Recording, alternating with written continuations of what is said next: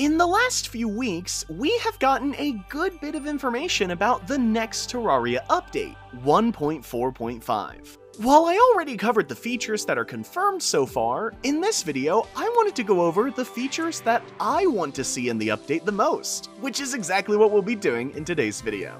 The first feature I had in mind was one that was already talked about somewhat on Twitter, which is shimmer bosses.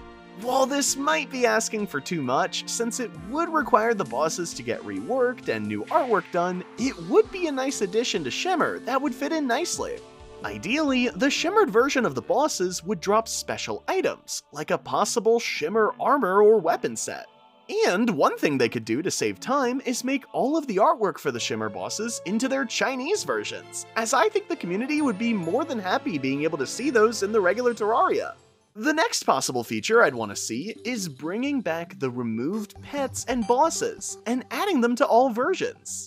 While there are some good arguments for why some of the pets were removed, like the slime looking like the enemy slime, and the turkey boss not having much to it other than the fight, having them back in the game, even as minor features, would be neat to see. The 3 removed bosses would be great side bosses that you don't need to do to progress, but can just fight for the fun of it. On the pet side of things, there are definitely some pets that couldn't come back due to special deals Relogic made, like the Amazon drone. But there is a good number of pets that would fit in well to today's Terraria, like the guinea pig and Cupid. The next possible feature we'll look at is a new boss. While it might be too hard to add another boss into Terraria at this point in its lifespan, I think the community would really enjoy a new boss in the final update. I've seen numerous ideas for new bosses, but what I had in mind was firstly Cthulhu as a final boss, since lore-wise that is Moonlord's brother, and the second boss being one based on the floating islands as an early game boss. Regardless of what type of boss it could end up being, having a new fight in Terraria is always a nice sight to see. The fourth possible feature we'll look at is an item to make critters fight for you. While at first this sounds too overpowered, having the critters damage in a specific range would easily fix that. This item would most likely be a book that's equipable, and would be obtainable somewhere in the middle of the game's progression. This would be amazing for farms, and especially when you go AFK. But the downside is that it would only really be beneficial in biomes with a lot of critters, like the forest, making it balanced to some degree.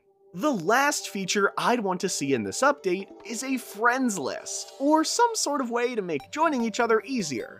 While again, this feature might be too much to ask for, I think making some sort of friends list that possibly saves your friend's IP and then lets you join them if they have their world open would really benefit Terraria.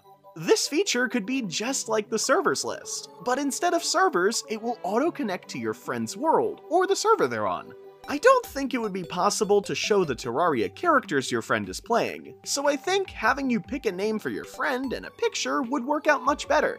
This would be extremely useful on mobile, where it's pretty difficult to actually play together unless you and your friend are both on the same internet connection.